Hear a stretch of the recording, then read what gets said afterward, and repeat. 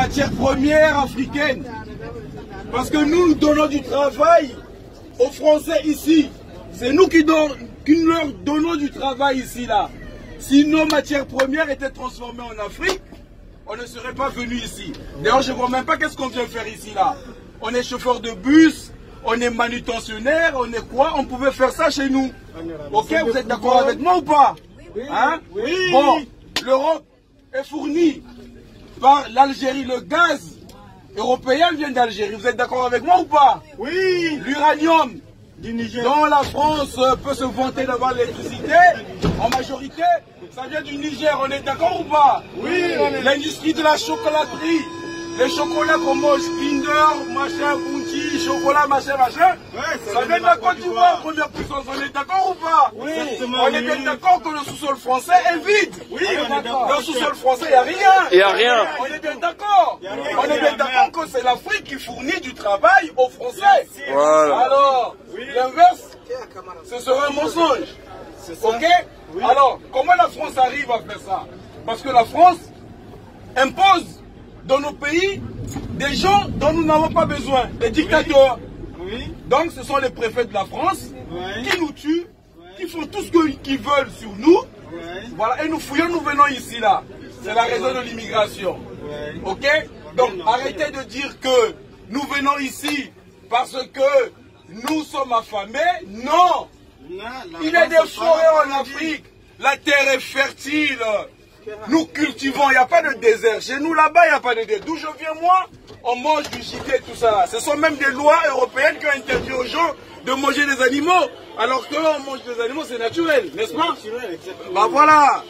Donc, l'immigration, c'est une bonne chose pour la France. Pour l'économie française, l'immigration est une bonne chose. Pourquoi? Parce que déjà, le travailleur immigré, il ne revendique pas ses droits. Il accepte le salaire qu'on lui donne.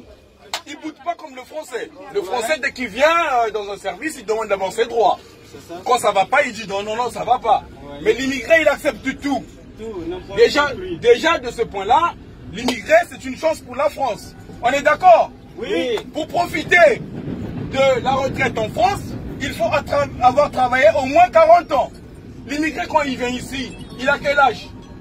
Il a déjà 30 ans, il a déjà plus que ça. Il ne va pas travailler longtemps, mais entre-temps, il travaille et il cotise. Quand il cotise, il paye pour qui? Il paye les retraités.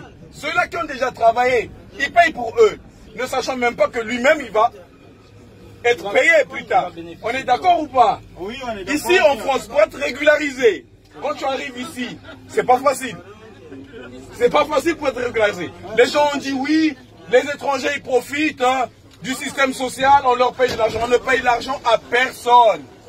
Déjà, pour profiter, pour être payé, pour avoir le RSA ou je ne sais pas qu'est-ce qu'ils appellent ça, il faut avoir résidé en France aujourd'hui au moins 10 ans.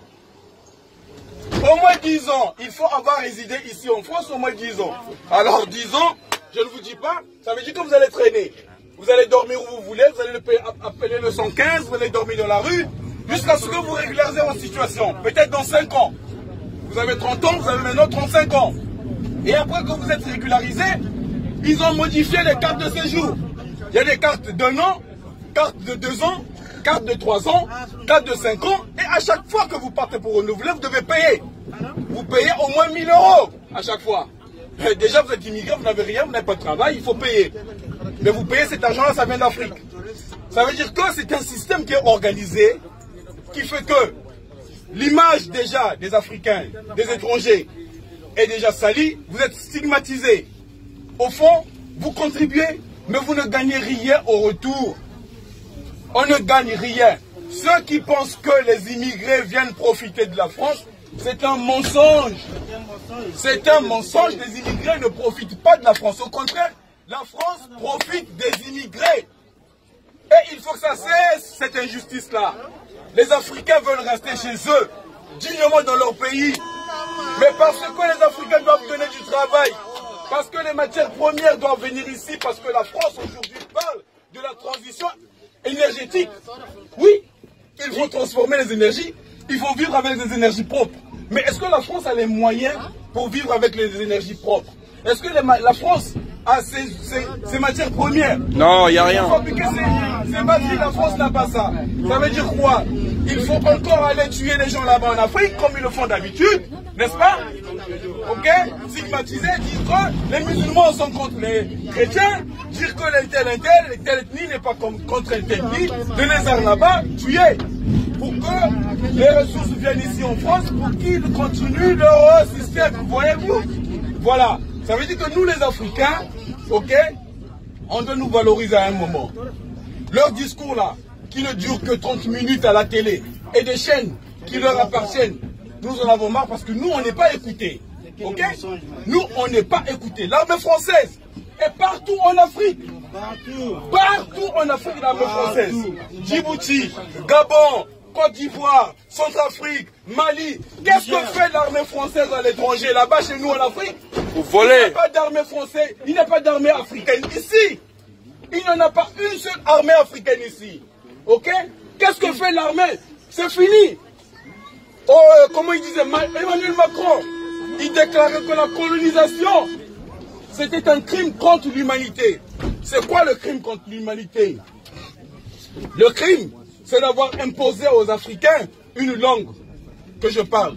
Le crime, c'est d'avoir imposé aux Africains une monnaie, parce que la France nous a imposé à 14 pays, aux 14 pays en Afrique, une monnaie qui s'appelle le CFA, qui autrefois était le franc des colonies françaises. Cette monnaie-là, c'est celle-là qui est à la base de la pauvreté. Les colonies anglaises ont évolué, sont les meilleures en Afrique, parce que les Anglais sont partis sur une autre politique de gagnant-gagnant. Mais la France est partie sur une politique d'acculturation, une politique qui appauvrit l'Afrique. Cette monnaie-là, nous n'en avons plus besoin en Afrique. Ok? Nous n'en avons plus besoin. Autant nous critiquons la monnaie, autant nous critiquons l'armée française en Afrique, nous n'en avons plus besoin. J'espère que vous m'avez écouté pour ceux-là qui ont prêté attention. Merci.